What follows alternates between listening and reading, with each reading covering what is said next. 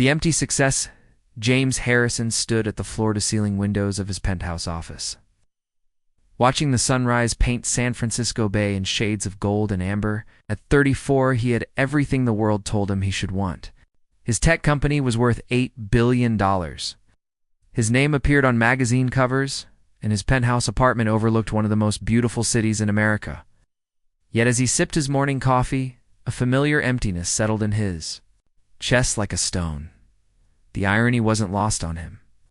He had built an empire connecting people through technology, but he felt more isolated than ever. His days were filled with board meetings, investor calls, and strategic planning sessions. His nights were spent alone in his minimalist apartment, surrounded by smart home technology that responded to his every command except the one thing he truly wanted: genuine human connection.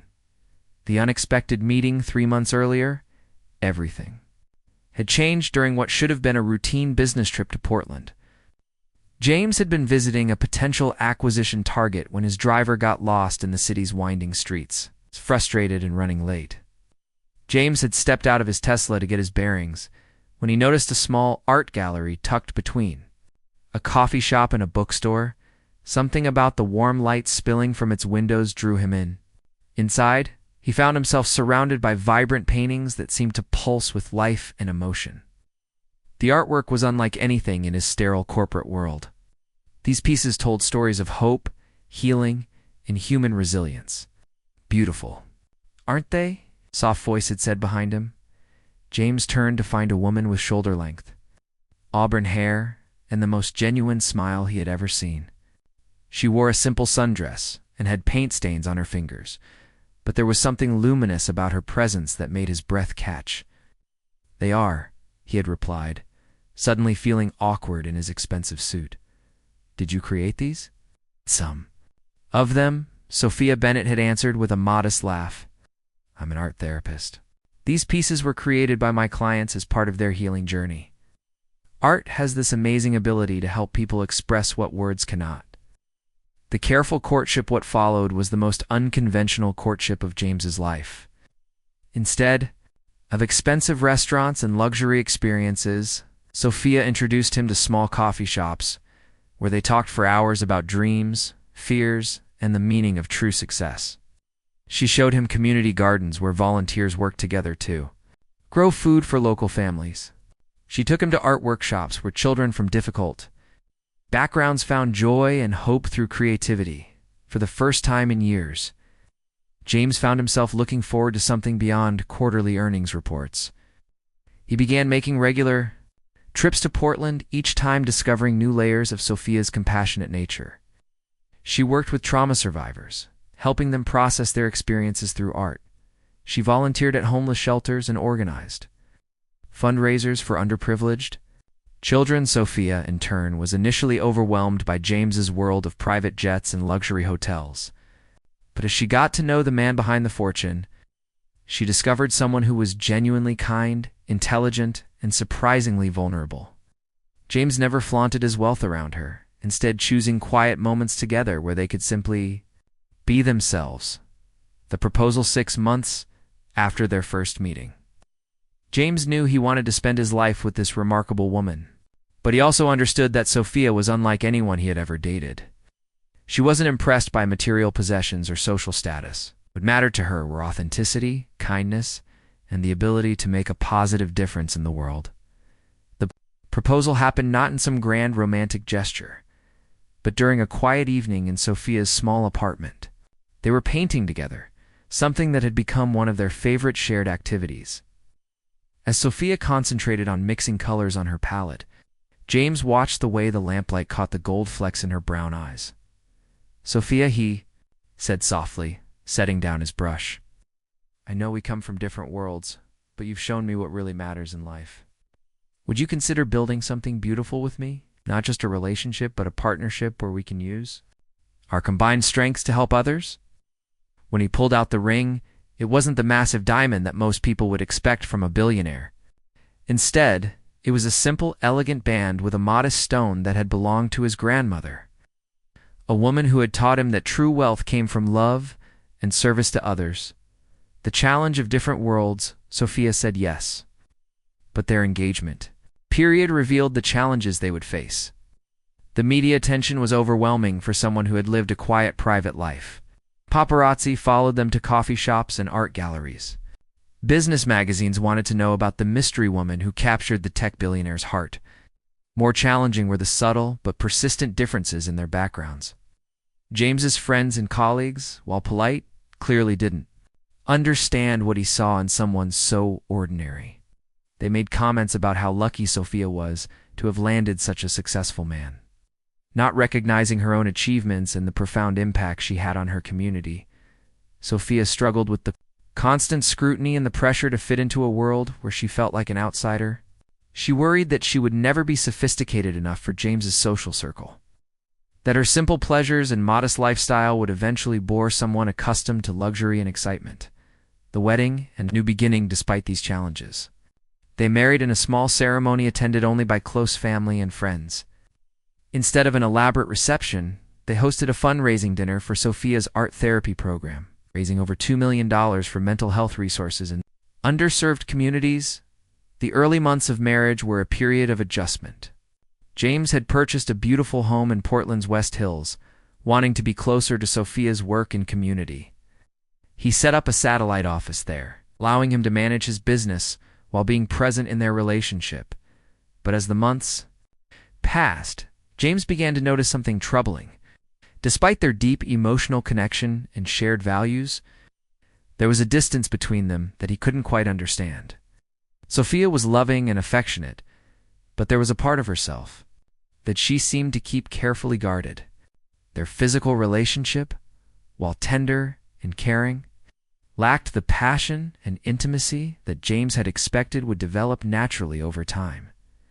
The growing concern as their first year of marriage progressed, James found himself increasingly puzzled by Sophia's behavior. She was an incredibly loving wife in every way that mattered.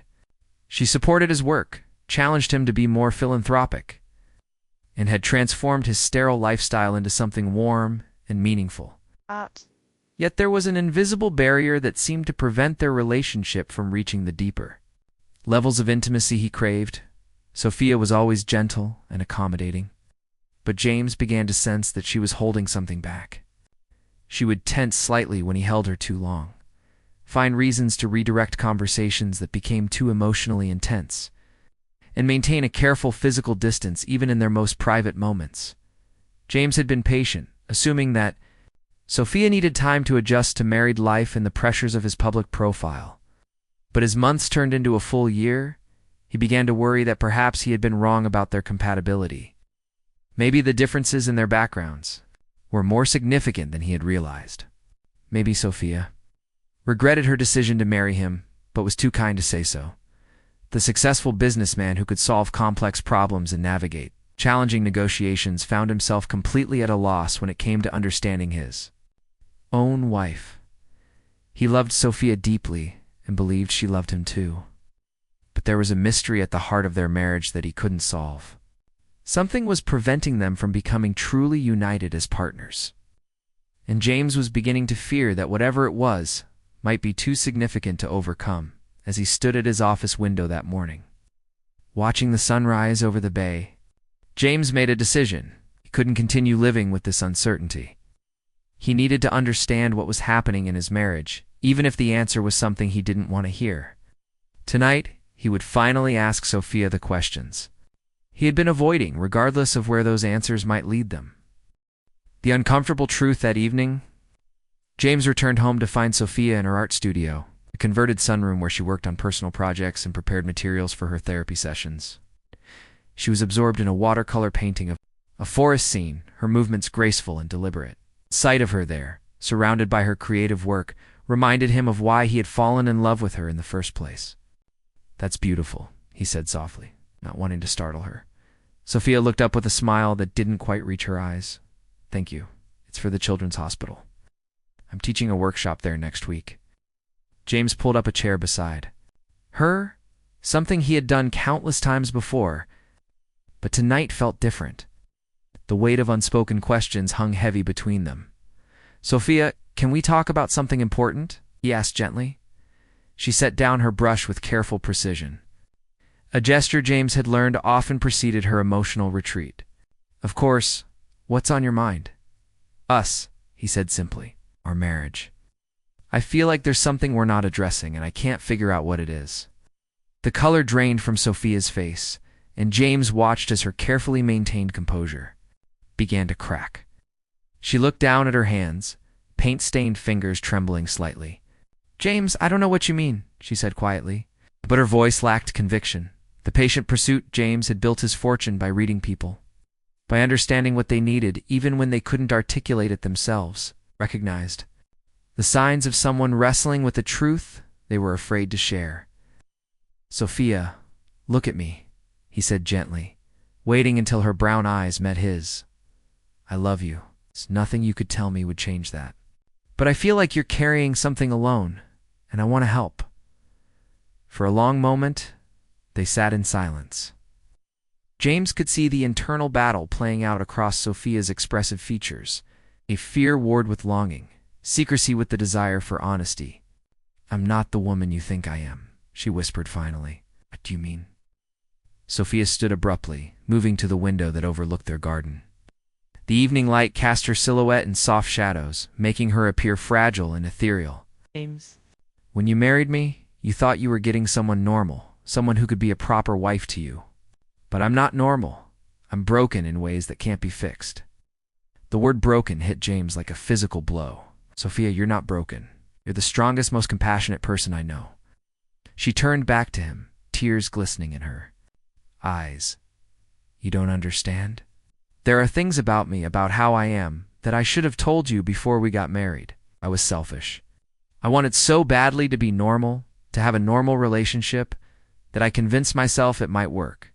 The revelation James crossed the room to stand near her, close enough to offer comfort but respecting the space she seemed to need. "Tell me," he said simply. Sophia's voice dropped too, barely above a whisper. "I can't be intimate with you, James. Not the way a wife should be with her husband. I've tried my whole life to be different, to be normal, but I can't. Physical intimacy feels impossible for me. It always has." The confession hung in the air between them like a bridge neither was sure how to cross. James felt a mixture of relief and heartbreak, relief that finally understood what had been creating the distance between them, and heartbreak for the pain Sophia had obviously been carrying alone. "How long have you known this about yourself?" he asked softly. Always. She replied, her voice breaking. "I thought maybe with you, because I love you so much, it would be different. But it's not. And now I've trapped you in a marriage that can never be what you deserve." Understanding. In acceptance, James processed this information carefully, his analytical mind working through the implications while his heart ached for the woman he loved. Everything began to make sense. Sophia's careful physical boundaries, her tendency to redirect intimate moments, the way she sometimes seemed to disappear inside herself even when they were close. "Sophia," he said finally, "do you think I'm married? You're just for physical intimacy?" She looked up at him in surprise. "Isn't that what marriage is supposed to include?" "Marriage is supposed to include love, partnership, shared values, and mutual support," James replied. "Everything else is secondary to those foundations, and we have all of that." "But James, you're a young, healthy man. You have needs that I can't meet. How is that fair to you?" James took a step closer, and when Sophia didn't retreat, he gently took her hands in his. "What's not fair is you carrying this burden alone and thinking it makes you less worthy of love." The friend's wisdom. Next day, James confided in his closest friend and business partner, Robert Mitchell. They had known each other since college. Robert was one of the few people who had truly understood James's decision to marry Sophia. "So what are you going to do?" Robert asked, as they sat in James's office, the city sprawling below them. "Going to love my wife," James replied without hesitation. "I'm going to show her that her worth isn't determined by her ability to be physically intimate." Robert studied his friend's face. "James, I admire your loyalty, but are you sure you can live with this long term? You're 34 years old. Are you prepared to give up that aspect of marriage entirely?" It was a fair question, one that James had been grappling with since Sophia's revelation. "Robert, when I was building the company, there were aspects of business I had to give up. I gave up social relationships, hobbies, even my health for a while. I made those sacrifices because the end goal was worth it. But this is your marriage, not a business venture. Exactly, James said firmly. It's more important than any business venture. Sophia brings meaning to my life in ways that have nothing to do with physical intimacy. She's made me a better person, opened my eyes to what really matters. I'm not giving up anything by staying with her. I'm choosing the most valuable thing in my life, seeking professional help, despite his certainty about his love for Sophia. James recognized that they needed guidance to navigate this challenge. He researched therapists who specialized in relationship issues and intimacy disorders, eventually finding Dr. Elena Rodriguez, a psychologist who had extensive experience helping couples with similar challenges. When James broached the subject with Sophia, she initially resisted. I've tried therapy before, James. It doesn't help. Hey, this is just who I am. Maybe, James replied gently, but this time you wouldn't be going alone. We'd be going together as a team, not to fix you, but to understand how we can build the strongest possible marriage within the reality of who we both are. The idea of approaching her condition as something to be understood rather than cured was a new concept for Sophia. Previous therapists had focused on overcoming her barriers to intimacy, making her feel like a problem to be solved. James's approach suggested acceptance and adaptation rather than change. The first session at Dr. Rodriguez's office was warm and welcoming, filled with soft lighting and comfortable furniture that put both James and Sophia at ease. The psychologist herself was a woman in her 50s, with kind eyes and a gentle manner that encouraged openness.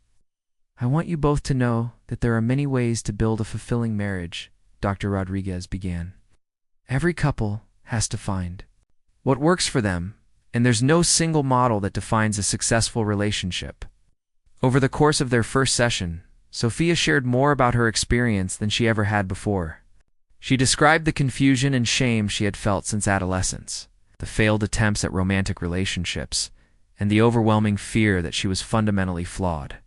James listened with growing understanding and compassion. He began to see that Sophia's struggle wasn't just about physical intimacy, but about feeling worthy of love and belonging in a world that often defined relationships primarily through physical connection. Sophia, Dr. Rodriguez said gently, what you're describing is more common than you might think.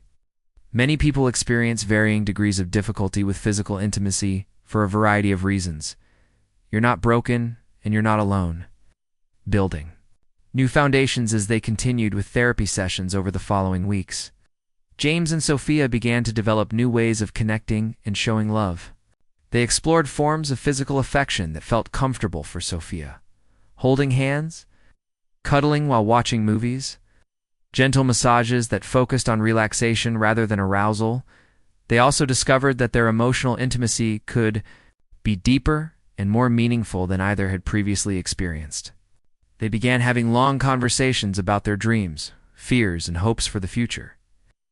They created rituals of connection, morning coffee together before work, evening walks through their neighborhood, shared projects that combined James's business skills with Sophia's artistic talents. James found that these new forms of intimacy were incredibly fulfilling. The trust Sophia showed by sharing her vulnerabilities with him felt more precious than any physical experience. Watching her slowly begin to believe that she was worthy of unconditional love became his greatest joy. Sophia, meanwhile, began to experience a kind of peace she had never known. For the first time in her life, she was in a relationship where she didn't have to pretend to be someone she wasn't. James's unwavering acceptance gave her the security to explore other aspects of intimacy she had never felt safe enough to consider. As their first year of marriage drew to a close, both James and Sophia realized that their relationship had been transformed by honesty and acceptance. They had built something unique and beautiful, a marriage that honored both of their needs and limitations while creating space for continued growth and connection. The anniversary. Reflection on their first wedding anniversary, James and Sophia returned to the small art gallery where they had first met. The owner, Margaret Chen, had become a close friend over the past year and had agreed to host a small celebration for them after hours. As they walked through the familiar space, now decorated with fairy lights and filled with the aroma of Sophia's favorite flowers, James reflected on the journey they had traveled together. A year ago, he had been a successful but lonely billionaire who measured his worth in financial achievements. Today, he was a man who understood that true wealth came from love, understanding, and the courage to embrace life's complexities.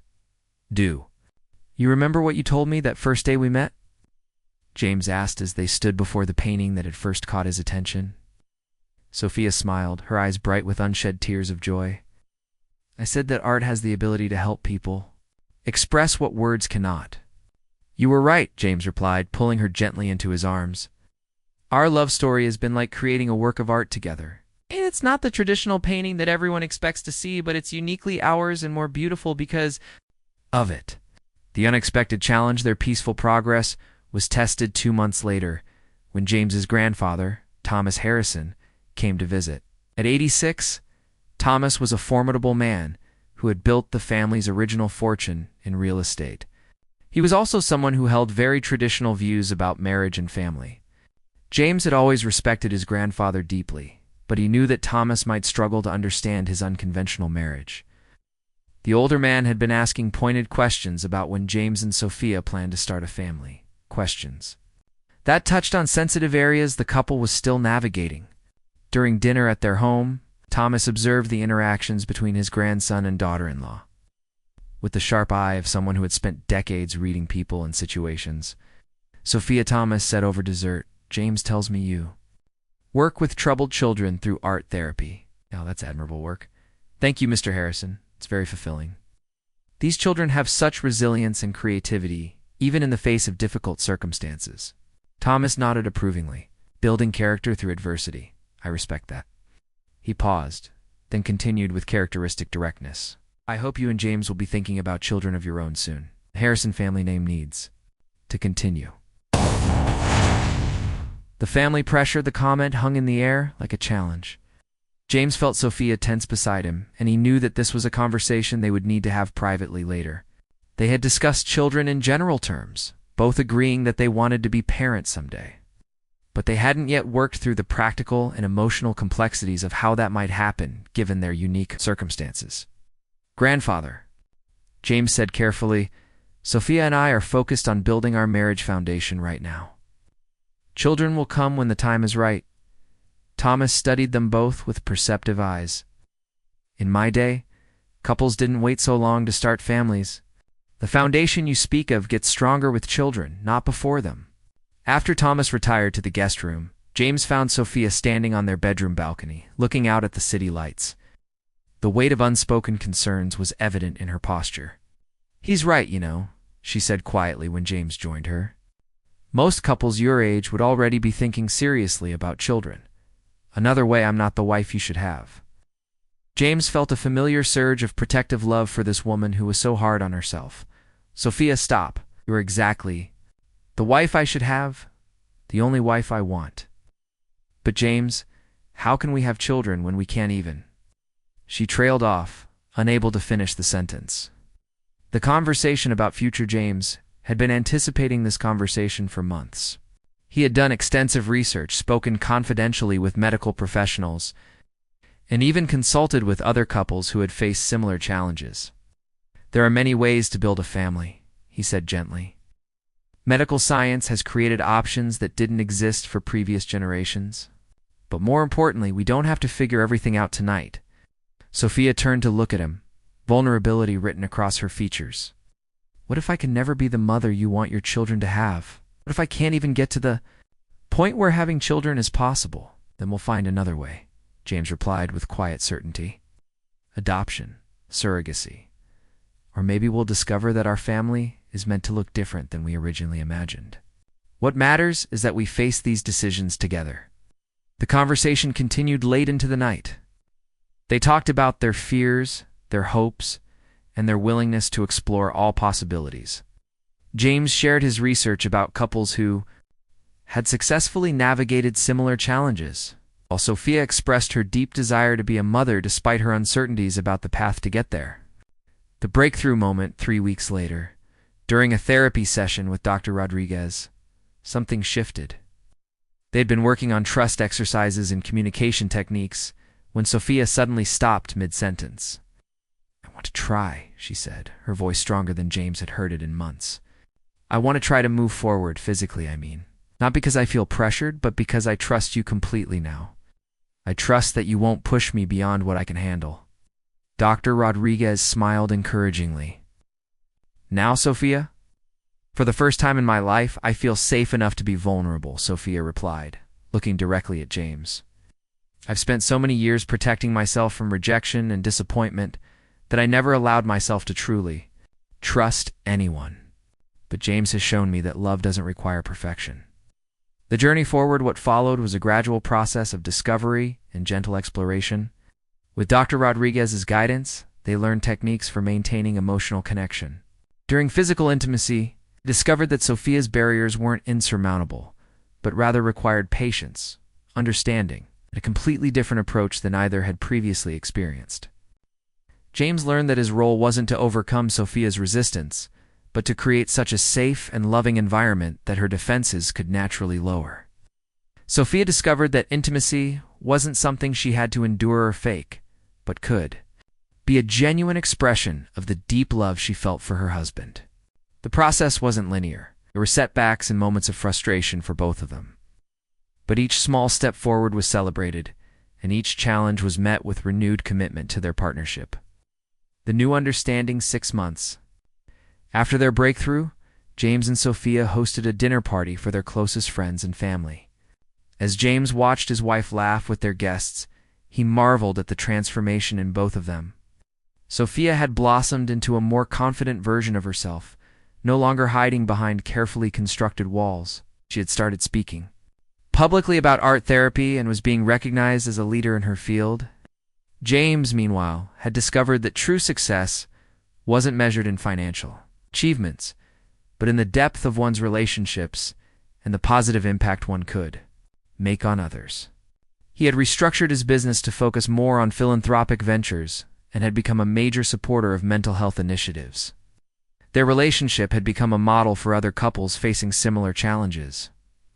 Dr. Rodriguez had asked if they would be willing to mentor other couples, sharing their story and the techniques they had learned. Both James and Sophia had agreed, finding purpose in helping others navigate the complex journey of building authentic intimacy. The family dream realized as their second anniversary approached. Sophia shared news that surprised them both.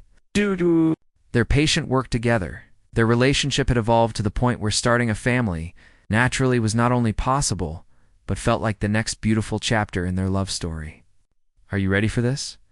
Sophia asked James as they sat in their garden, her hand resting on her still flat stomach. "I've been ready since the day I met you," James replied, covering her hand with his. "Whatever this journey brings, we'll face it together," looking back on their courtship and early marriage. Both James and Sophia recognized that their love story was unconventional, but ultimately more meaningful because of the challenges they had overcome together.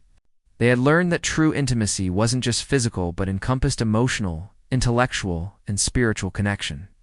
Their relationship had taught them both that love required courage, the courage to be vulnerable, to accept imperfection, and to commit to growth even when the path forward was unclear.